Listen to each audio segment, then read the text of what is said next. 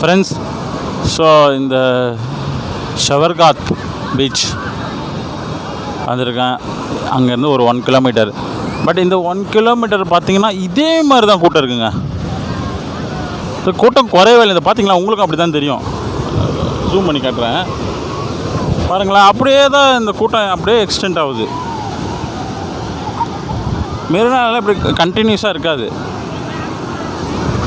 So இந்த எப்படி தான் போகுது, இன்னும் போயினே இருக்கும் போல், இன்னும் 2-3 கிலோமீட்டருக்கு.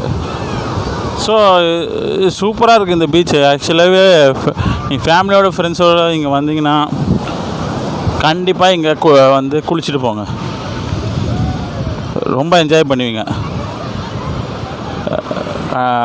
ஸோ பாருங்கள், எல்லாம் ஃபேமிலியோடு தான் குளிக்கிறாங்க.